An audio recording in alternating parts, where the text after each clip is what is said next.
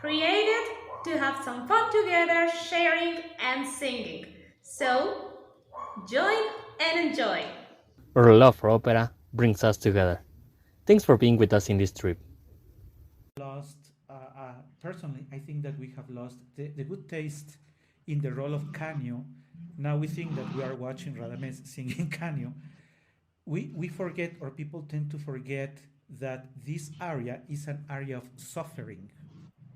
Canio is suffering, and is showing us how much he's suffering with his voice almost broken, with a voice that made us recall that he's laughing at himself, almost crying at how he's laughing of how he has to sacrifice his emotions so he can continue to play the role. That's how deep the emotions of Canio take us. That is something that is very particular of the verismo. It takes us to those very deep, strong emotions, while on the opposite side, we are about to go back to Lucia. On the opposite side, you have a very what we have heard, very nice ornaments, virtuosism. You almost forget that she killed someone. You are about to forget that she's about to die. But even if she dies on stage, she dies with a very high note and a very theatrical way. Keep this in mind because Katia is about to do that on stage, at least. While Yes, I hope I. we are recording, but that's how Lucia is about to die. I will go Yeah. back to Canio a little later, and you will see that how it actually ends in the opera is absolutely horrible. So, Yeah, I would like to add that while I was listening all your explanation about Canio and this piece of music, it reminds me that in the first operas we have a work a vocal work uh, in which you don't have to sing a lot. I was thinking about Orfeo by Verdi. Monteverdi, and yes, of course, it has to be sung, but it is more like be talking, and there are not arias. There, it doesn't exist the same structure that we found in bel canto. And after a very long evolution, we return to the basic, to the first point. Now we think, and yes, we have a technique, but we have to talk again. And now I that don't know if I'm explaining my point.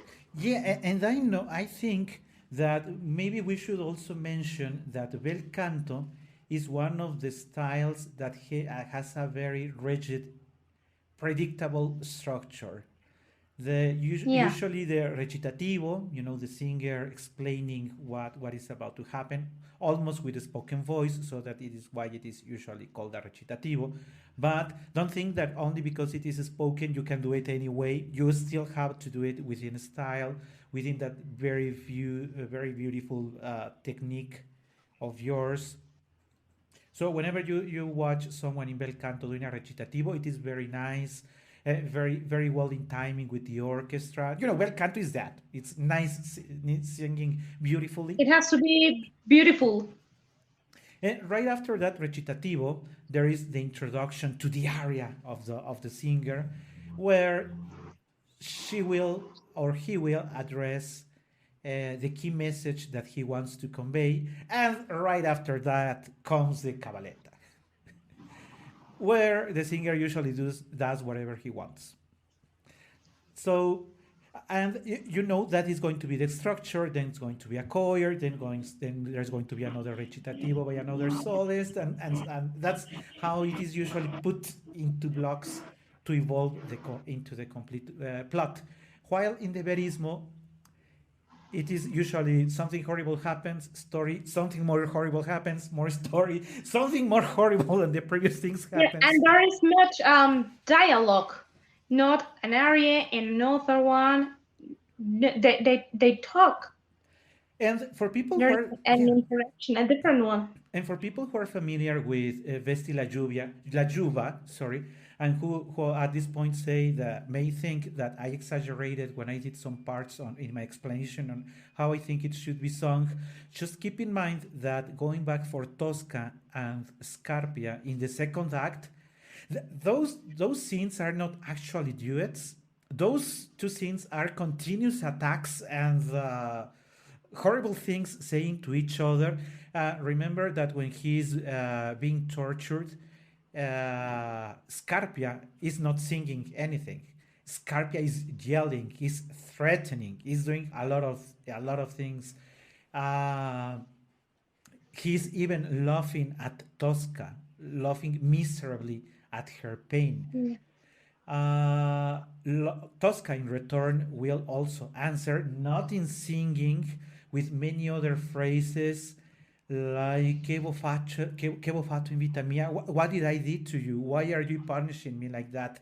And he continues torturing and torturing and torturing. And you know how it ends up for the second act.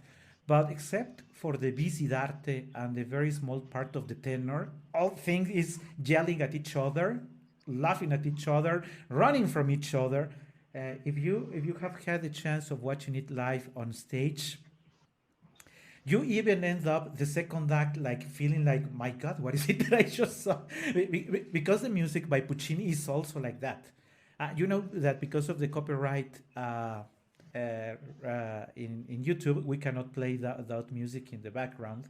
But if you happen to listen to, well, if you listen to what Katia has been singing, you will notice that there is very, very few, this orchestration is very light because we want to listen to the singer's voice. While the Vesti La Giuva does not have that level of orchestration either, but the final scene of Pagliacci is the orchestra going full volume of the time with horrible things going over there all the time. And as I was saying, we are about. I wanted to ask you if we continue with Lucia, I may end up with the final scene of Pagliacci, which is horrible. And I really don't like to wrap up the programs with something this horrible. So I wanted to propose that maybe we change. I go and address a couple of the scenes of the final scene of Canio. And as we try to relax after forgetting what he's about to do, then we go back to Lucia. You think that may work? I agree. Yeah. Okay, so the thing here is that remember that when he has sung Vesti la Giuva, he had discovered in real life that his wife was not loyal to him. And now on a stage, they have to present the same story. They are about to represent that Colombina is not being loyal to the role of Canio in the performance they are having. It's like they call it theater inside the theater. So they are performing something that is very similar to what's going on stage. However, Canio is not able to differentiate. He's been already too hurt that when he sees them on stage and they basically say the same words that he heard, oh, and when the lover was running, when she says, hasta notte per sempre io sarò tua. So she's promising that tonight she is leaving her husband. Canio says, nome di Dio, quelle stesse parole. Like, oh my God, she's saying the same words to her lover. Right after that, he says, coraggio. That coraggio expression, and I think that in the way of the verismo, many of us may have suffered or identified with that expression. We know that we have to do something that we are not ready for doing. So we say, coraggio, oh l'uomo era con te. Also, you will notice here that there are many notes that tell us that this is not singing in the style of, it is again not Rodolfo in La Boheme, it is not bel canto with nice long continued lines. It is a horrible story, and notice that before he says un uomo era con te, the orchestra goes con dolore. Colombina may respond: che folle, sei briaco. Briaco, sì, da un'ora. Fissándola con intenzione. It is very interesting when you watch it on stage, because the tenor and the soprano have to be very good actors, because otherwise it is not believable. I mean, if you're about to kill her and you stay in front of her and says, yes, I've been drunk for about an hour, con intenzione. You are not singing da un'ora. It is not da un'ora. No, it is da un'ora. Tornasti presto. He repeats again, con intenzione, ma in tempo. He knows that he came back on time to witness that she is being unloyal to him, and asks, T'ancora? T'ancora? Dolce sposina. When he noticed that when he says dolce sposina, he has to say it with anger. Remember that on stage he's controlling himself. Con ira.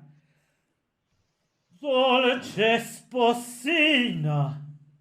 He's mad. He's controlling himself. Ah, sola io ti credea, e due posti son là. He noticed that there are two services. They were supposed to be drinking coffee, and there is for two people, not for one.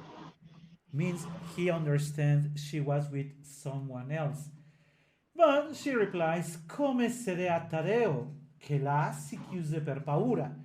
So she says that Taddeo is hiding, that he was the one with her, but we know that is not true.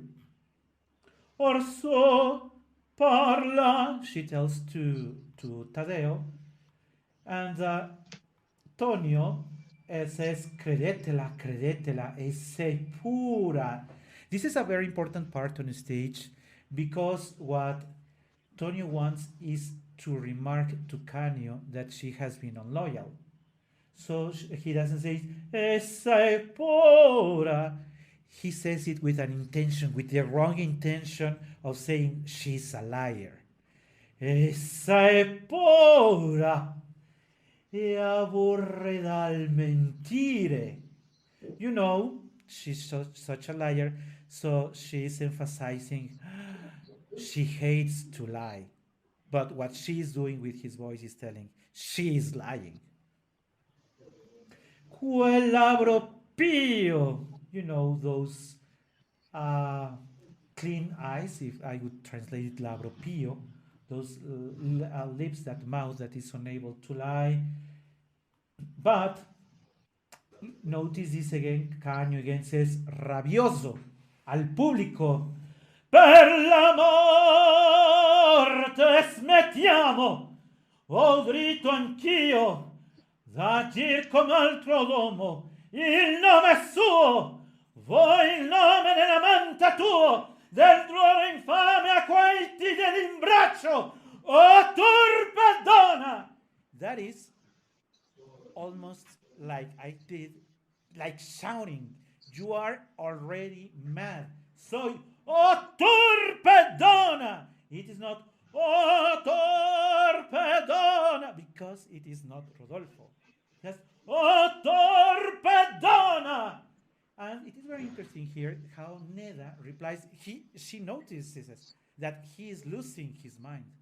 So she wants to take it back to stage and says, Pagliaccio, Pagliaccio, because that's the role that Canio actually plays.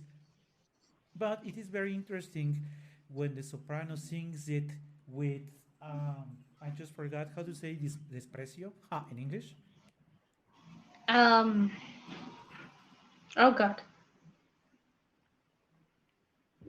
I don't get it. Well, the expression goes like she's like making, Disrespecting him? yeah, like disrespecting him. Yeah, right. So when she says pagliaccio, she's not addressing to him pagliaccio, pagliaccio, but Neda would go like pagliaccio, pagliaccio, with this prazzo, disrespecting him. You're just a clown, which doesn't make things better.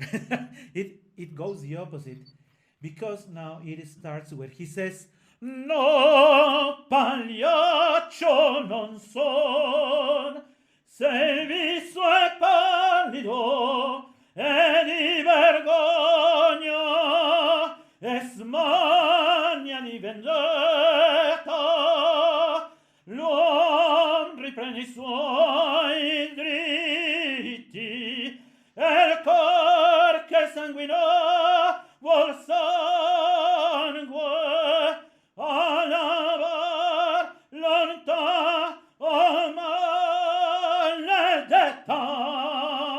No pagliaccio non son quei che stolido ti raccolsi a farfanelle sulla via." This part you may have noticed already that Canio is actually yelling. He's going absolutely mad. In raccolsi a farfanelle sulla via. This expression, this following expression, I like it very much, but it is also very dramatic.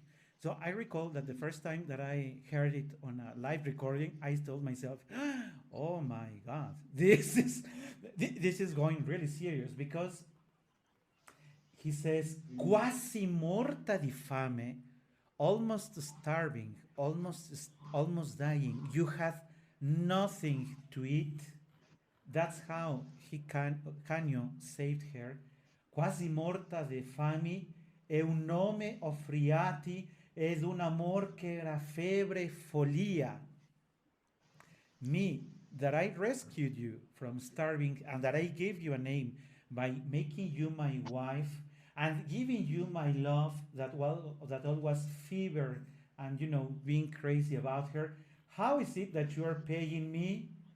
Before she answers, there is a short part of the chorus that says "Comare mi fai piangere," because now the public is saying, "What is it going on stage? This is way too much." And this is really way too much, because if we go back to that expression, remember that Canio is already way too mad on stage. So when he says "quasi morta di fame," he's yelling at her, "Quasi morta di fame e un nome affriati e un amor che da febbre follia." Then goes this small part by the choir, and goes, let me sperai. Then he goes, he's being very mad, and then goes back to that immense sadness and says, "Sperai tanto il delirio accecato m'aveva, se non amor, pietà, mercé, ed ogni sacrificio al cor lieto imponeva, e fidente credeva più che in Dio stesso in te." Then goes from that sadness again to that horrible emotion towards a woman, because now he says, "Ma il vizio alberga son nell'alma tua negletta." Starts saying horrible things to Neda again, and goes, "Ma il vizio alberga sol nell'alma tua negletta, tu viscere non hai, sole del senso a te, va non mertir il mio dol, o meretrice aviata, va nello sprezzo mio scacciarti sotto i piedi." Then goes Neda just keeps making things even worse. So she says, Evan se me giudichi di tendeia mi scaccia in questo instante. So if you think that I am not good to you, just let me leave now. And he laughs and says, soggigando, haha, vi meglio chiedere di correr tosto al caro al vostro amante, sei furba, non per Dio tu resterai. So you think that I'm going to let you live like that? No way. You are going to confess right in front of me. No per Dio tu resterai, e il nome del tuo ganzo mi dirai. So, if you want to leave, you have to tell me his name. She again tries to make things easier, and the music goes that dun dun dun dun dun. But now it is not believable because in the background we can still feel the emotion of the orchestra when she says che l'uom se dottor dianzi ordianzi a me vicino era il pauroso ed innocente arlecchino. But right after she tries to put things back on trace, Canio is already far away from that because now look at this. He says violento declamato a piacere. And violento he says, ah, tu mi sfidi e ancora non l'hai capita che io non ti cedo il nome o la tua vita, il nome. It is fair when the singer says il nome, just when it's like Scarpia when he's torturing in Tosca when they are in torture scene, and he's also doing like that più forte, più forte. In this case, it is also fair when he says il nome, and she goes again, ah no per mia madre, indegne ser posio, o che lo voi mai vil non son perdio. So I will not be miserable enough to tell you the name of my lover. Di quel tuo segno è l'amor mio più forte, non parlerò, no a costo della morte. Aunque me mates, even if you kill me, I will not say his name.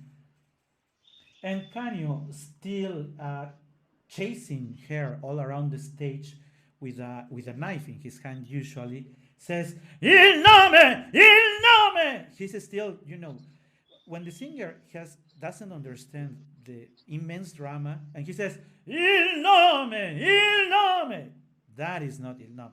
It's like when Tosca has killed Scarpia and says, oh, l'hanno ucciso d'una donna, ma assai torturata. That's when Tosca says that, almost like shouting. It's similar here. Il nome, il nome. The chorus says, Santo Diavolo, Padre. The expression says, what's going on stage?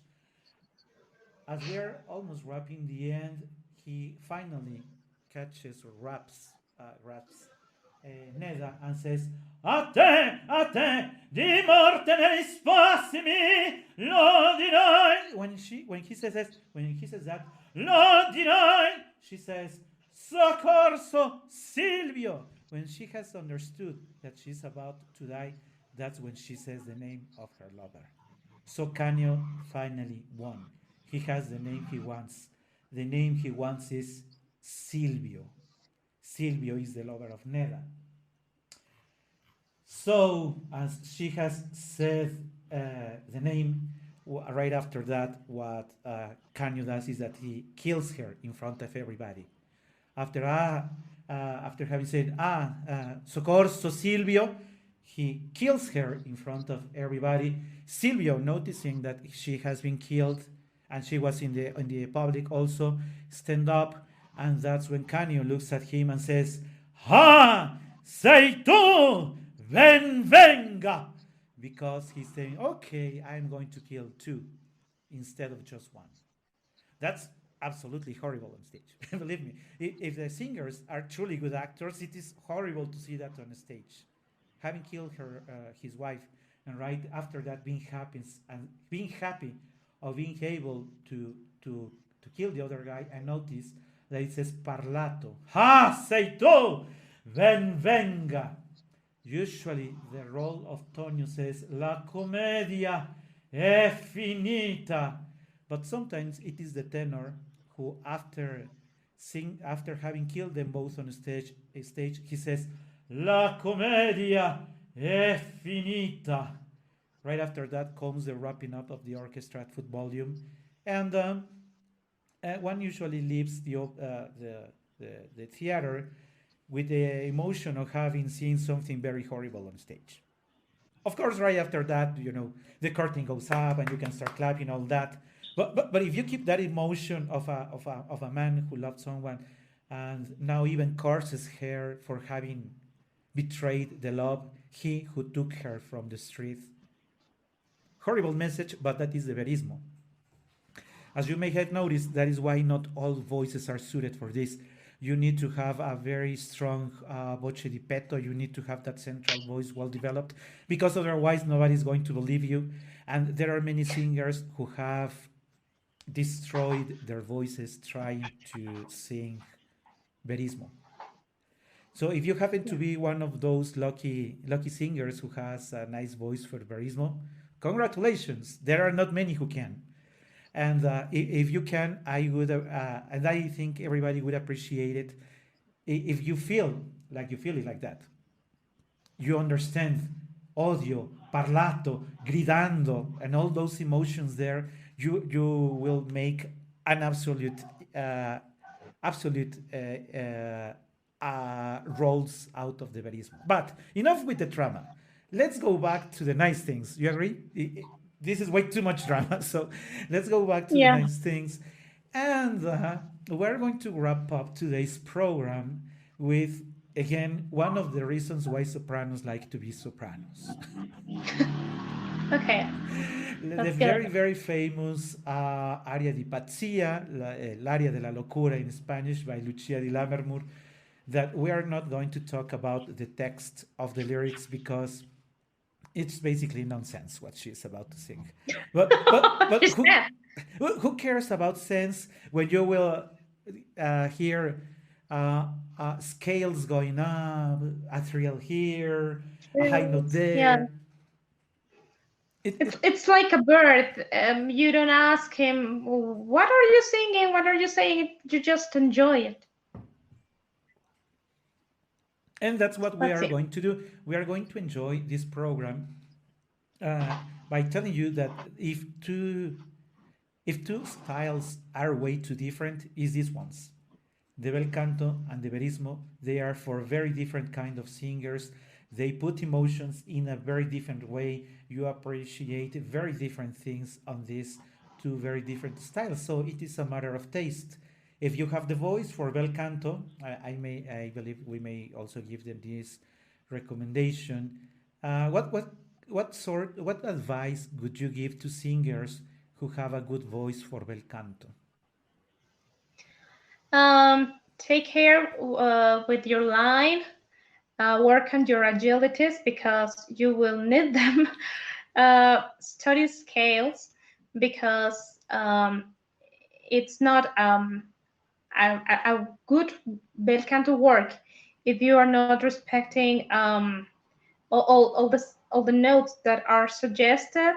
Not because you are free to improve or to take the cadenza that you prefer. You can't. You are free to do literally what you want to. You have to respect the style. So practice a lot and work with your breath too, because if you don't have a good line, it will not sound like bel canto. Yeah, I absolutely agree. So let's go for this very people may not know it, but the name usually given is Spargi da Marupianto. But who cares about the name when you just know that this is the great aria for Lucia? Let's see. I have to stand for this. Okay. Spargi da